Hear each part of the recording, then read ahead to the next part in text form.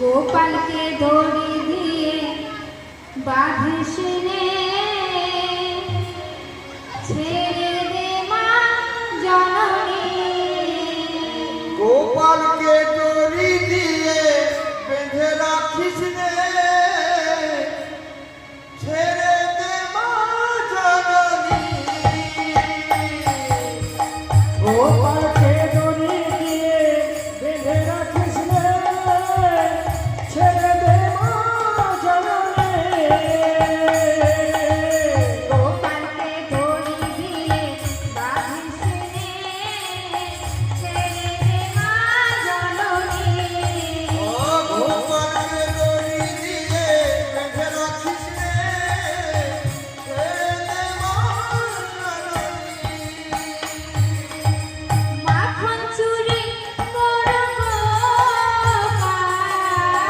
মাখন চুরি করো গোপাল, ওই মাখন চুরি করো গোপাল, মাখন চুরি করো ওই মাখন চুরি করো গোপাল।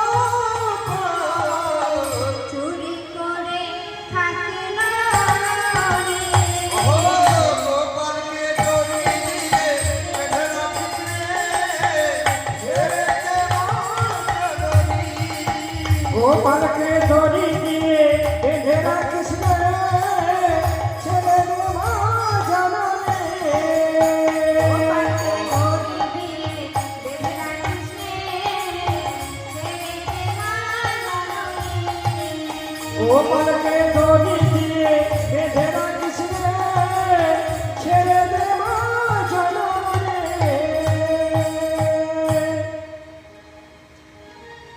এবার যশোদা মা গোপালকে যতই দড়ি দিয়ে বাঁধার চেষ্টা করছে, দড়ি কিন্তু ছোট হয়ে যাচ্ছে, কিছুতেই বাঁধতে পারছে না গোপালকে।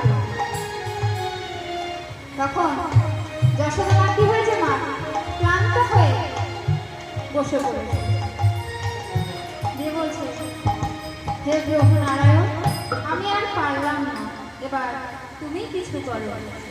এবার ভগবানকে মা সমর্পণ করে দিয়েছে। তখন গোপাল বলছে, ও মা, তুমি আর একবার চেষ্টা করে দেখো, দেখো এইবার তুমি পারবে বাঁধতে। যশোদা মা বলছে, না না, আমি আর বাঁধবো না তোকে, থাক, আমার অনেক হয়েছে। ও মা, আর একবার বাঁধো না, তুমি তো বলো শেষবার দেখতে হয়, শেষ সুযোগ ছাড়তে নেই।